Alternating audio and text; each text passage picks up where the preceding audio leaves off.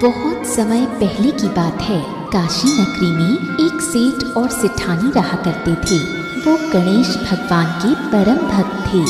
सुबह उठकर नहा धोकर गणेश जी की पूजा किया करते।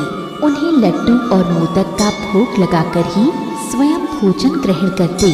एक बार गणेश जी सेठ के खेतों से गुजर रहे थे। गणेश जी को बहुत जोरों की भूख लगी, तो गणेश जी ने सेठ के खेत में से 12 दाने गेहूं के तोड़कर खा लिए। तब गणेश जी के मन में विचार आया, मैंने तो बिना पूछे ही सेठ का अन्न खा लिया। ये तो मुझसे चोरी हो गई। अब तो मुझे इसका प्रायश्चित करना पड़ेगा। गणेश जी नौकर के भेष में सेठ जी की दुकान पर पहुंचे और कहा, सेठ जी, मुझे अपने यहाँ नौकरी पर रख लीजिए। सेठ जी के कामकाज में उस समय किसी परेशानी की वजह से रुकावट आ गई थी। गणेश जी के वहाँ पहुँचते ही सेठ जी की रुकावट खत्म हो गई। सेठ जी ने पूछा, क्या नाम है तेरा? गणेश जी ने बताया, गणेशा। खुश होकर सेठ जी ने गणेशा को काम पर रख लिया। एक दिन जब गणेशा काम कर रहा था, तब उसने देखा कि सेठानी शौच क्रिया से निवृत्त होकर राख से हाथ धो रही थी। गणेश जी ने सेठानी का हाथ मोड़ दिया और कहा, मिट्टी से हाथ धोइए। सेठानी बहुत क्रोधित हुई और सेठ जी से जाकर शिकायत की। तब सेठ जी ने गणेशा को वहाँ बुलाकर पूछा कि तुमने सेठानी का हाथ क्यों मोड़ा? गणेशा ने कहा कि मैंने सेठानी को मिट्टी से हाथ धोने को कहा है, क्योंकि राख से हाथ धोने पर घर की रिद्धि सिद्धि चली जाती है।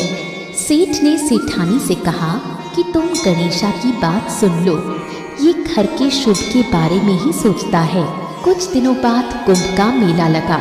सेठ ने गणेशा को कहा, जा गणेशा, सेठानी को ले जाकर गंगा स्नान करवा ले। गणेशा सेठानी को लेकर गंगा घाट गया। सेठानी गंगा जी के किनारे पर बैठकर स्नान करने लगी। जब गणेशा ने ये देखा तो उसने सेठानी का हाथ पकड़ा और कुछ आगे ले जाकर गंगा में डुबकी लगवा दी। गणेशा के ऐसा करने पे सेठानी को बहुत गुस्सा आया और वो घर जाकर सेठ से शिकायत करने लगी। जब सेठ जी ने गणेशा से पूछा कि आखिर तूने सेठानी के साथ ऐसा क्यों किया, तो गणेशा ने कहा, सेठानी किनारे पर बैठकर औरों के नहाए हुए जल से स्नान कर रही थी। मैंने बीच में ले जाकर साफ पानी में डुबकी लगवा दी, ताकि अगले जन्म में आप लोगों को राजा रानी की योनि मिल सके। सेठ जी ये सुनकर गणेशा से बड़े प्रसन्न हुए और सोचा, इसने कोई गलती नहीं की, ये तो हमारे अगले जन्म के बारे में भी सोचता है। कुछ दिनों के बाद सेठ के घर में हवन हो रहा था। सेठ जी ने गणेशा से कहा, जा सेठानी को बुला कर ला, उन्हें हवन में बैठना है। जब गणेशा सेठानी के कमरे में गया तो देखा कि सेठानी ने काले रंग की साड़ी पहन रखी है। गणेशा ने सेठानी से कहा, इस साड़ी को उतारकर लाल रंग की साड़ी पहनकर हवन में चलो। गणेशा के ऐसा कहने पर सेठानी उस पर भड़क गई और तुरंत सेठ जी से गणेशा की शिकायत करने लगी। जब सेठ जी ने गणेशा से पूछा तो गणेशा ने कहा, सेठानी काले कपड़े पहनकर हवन में बैठने आ रही थी। काले कपड़े पहनकर पूजा करने से पूजा का फल नहीं मिलता और घर में अमंगल होता है, इसलिए मैंने सेठानी से लाल कपड़े पहनने को कहा।